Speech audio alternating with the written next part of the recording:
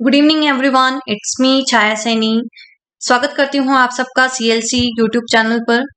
आज की क्लास में मैं आपके साथ डिस्कस करने वाली हूँ इलेक्ट्रिक करंट। आज की वीडियो में हम इलेक्ट्रिक करंट के बारे में जानेंगे। इलेक्ट्रिक करंट की एसआई यूनिट क्या होती है, इलेक्ट्रिक करंट को मेजर कैसे किया जाता है और इसके ऊपर जो न्यूमेरिकल और क्वेश्चन बनते हैं हम वो भी डिस्कस करेंगे। तो शुरू करते हैं हम अपना आज का टॉपिक जो है इलेक्ट्रिक करंट।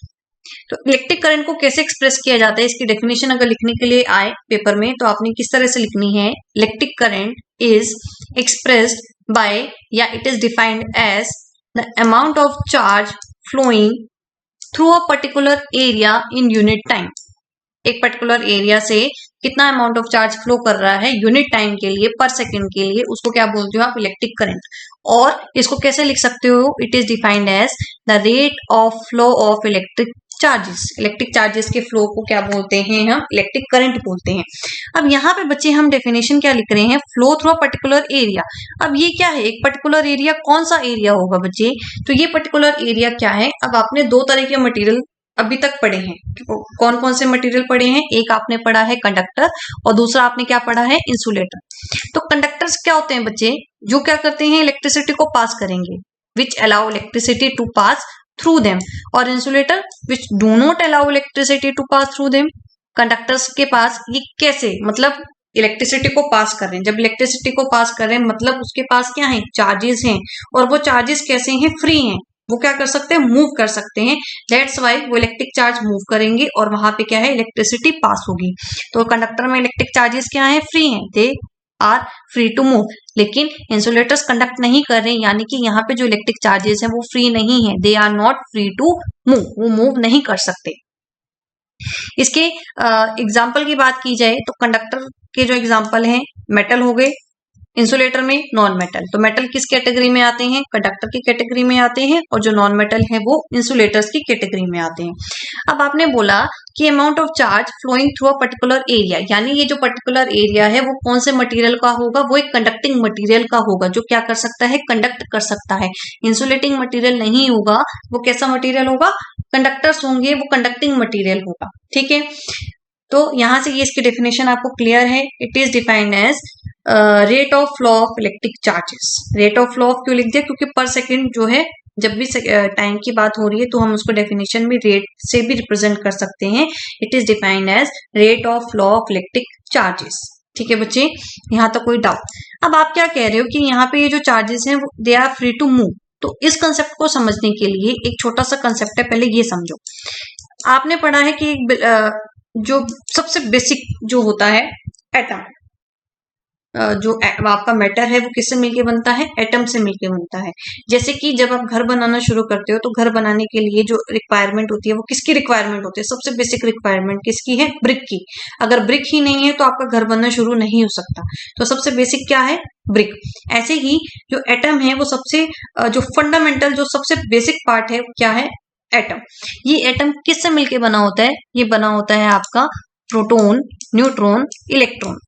जो प्रोटॉन और न्यूट्रॉन है वो कहाँ प्रेजेंट होते हैं, इसके सेंटर में, जिसको क्या बोला जाता है, न्यूक्लियस। ये न्यूक्लियस बाउंड होते हैं। लेकिन जो इलेक्ट्रॉन है ये न्यूक्लियस बाउंड नहीं होते। ये इलेक्ट्रॉन क्या है, इस न्यूक्लियस के अराउंड क्या करते हैं, रिवॉल्व करते हैं अपनी स्पेसिफिक शेल में। जैसे कि सोलर सिस्टम, सोलर सिस्टम के अंदर जो आपके प्लैनेट्स हैं वो अपने ही ऑर्बिट में क्या करते हैं, रिवॉल्व करते हैं। किसके अराउंड, सन के अराउंड रिवॉल्व करते हैं, जैसे आपको डायग्राम में दिखाया गया है।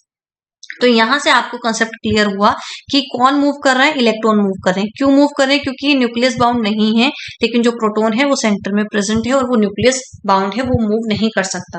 तो इलेक्ट्रॉन की मोबिलिटी क्या है, ज्यादा है एज कंपेयर टू प्रोटॉन। तो आपके जो चार्ज कैरियर है वो क्या है, आपके जो सर्किट में फ्लो कर रहे हैं, क्या कौन मूव कर रहा है, इलेक्ट्रॉन्स मूव कर रहे हैं। ठीक है बच्चे, तो आपकी डेफिनेशन यहां से ये क्लियर हो गई है इलेक्ट्रिक करंट। अब बात करते हैं इसकी एसआई यूनिट की। एसआई यूनिट क्या है बच्चे, इसकी एम्पियर। हर चीज को मेजर करने के लिए उसकी एक स्पेसिफिक यूनिट होती है। जैसे लेंथ को आप मीटर सेंटीमीटर में करते हो, मास को आप केजी किलोग्राम, टाइम को आपने सेकंड में किया, चार्ज की भी आपने ऐसे यूनिट लिखी थी जो क्या थी, कूलम। ऐसे ही करंट को कैसे एक्सप्रेस किया जाता है, इसकी एसआई यूनिट क्या है बच्चे, इसकी एसआई यूनिट होती है एम्पियर। ठीक है बच्चे, एम्पियर को किस तरह से डिफाइन किया जाएगा उसको हम आगे देखते हैं। अभी हम बात करते हैं इसके फॉर्मूले की। What is the formula of electric current? तो formula of electric current is I equal to Q divided by T। I is equal to Q divided by T, where Q is a charge and T is a time। क्योंकि आपने अभी definition में लिखा it is defined as current।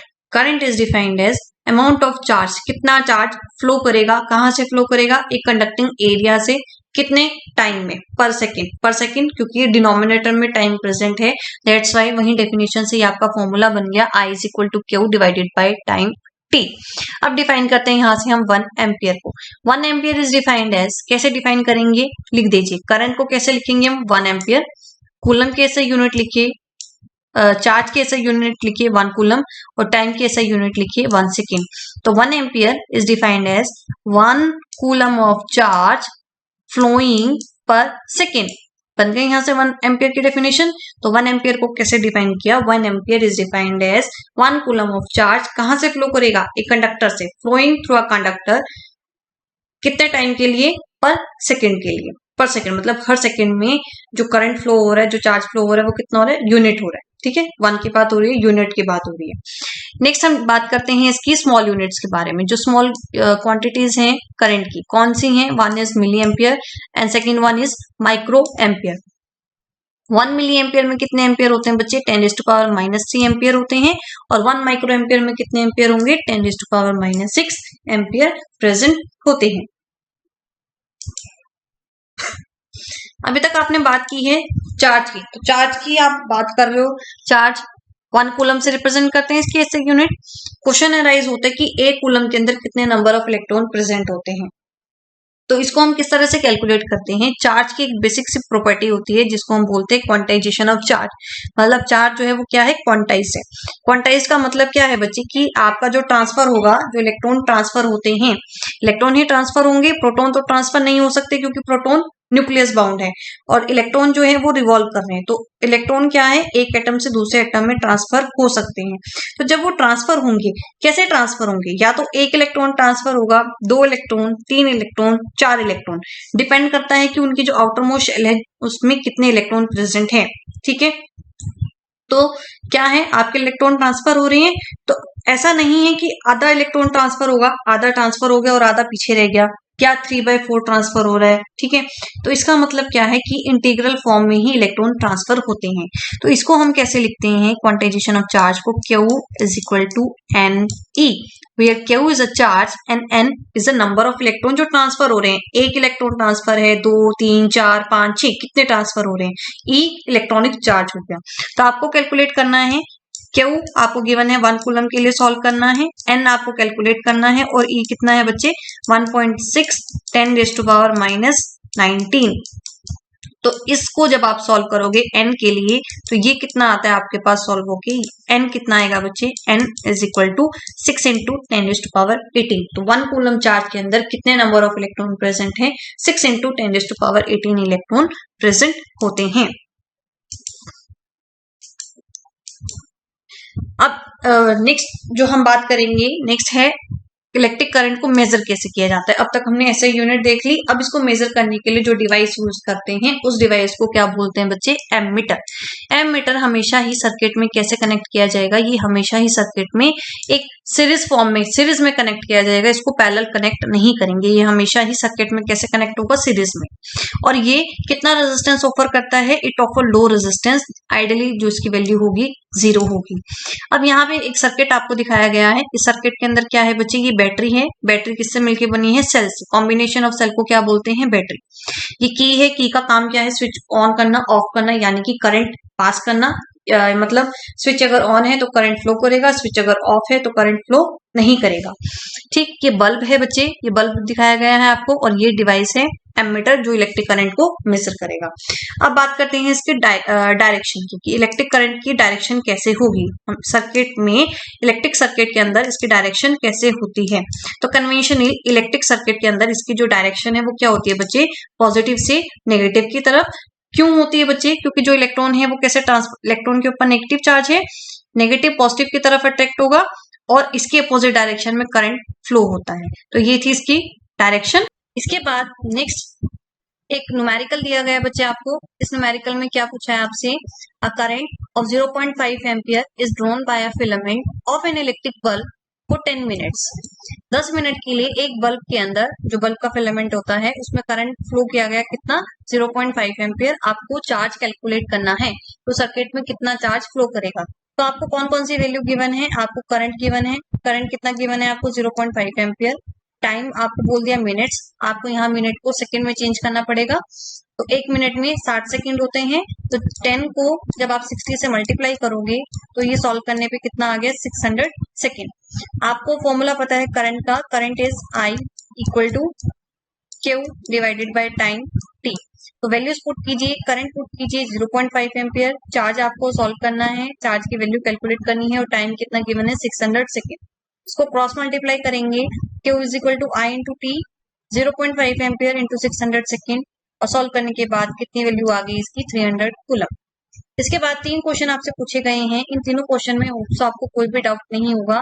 First question, what does an electric circuit mean. Electric circuit की definition आपको लिखनी है। Electric circuit अभी प्रीवियस लेक्चर में हमने डिस्कस किया था, a close and continuous path, उसको क्या बोलते हो आप, इलेक्ट्रिक सर्किट, जो किसके लिए रिक्वायर्ड होता है, इलेक्ट्रिक चार्ज को मूव कराने के लिए। Define the unit of current, अभी हम कर चुके हैं, करंट की यूनिट होती है और एम्पियर, और एम्पियर को कैसे डिफाइन करेंगे, 1 ampere is defined as flow of 1 coulomb charge per second.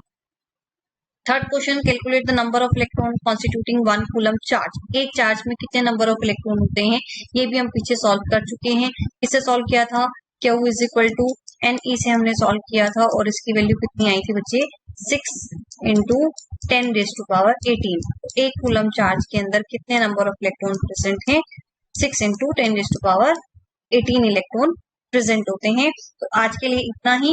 अगर इस टॉपिक में आपको कोई डाउट है तो आप इस कमेंट बॉक्स में कमेंट करें। कल फिर मिलेंगे एक नए टॉपिक के साथ। तब तक के लिए अपना ध्यान रखिए, हर टॉपिक को पढ़ते रहिए, जिससे आपको प्रश्न नहीं बनेगा और पूरा सिलेबस अच्छे से कवर हो जाएगा। Bye bye.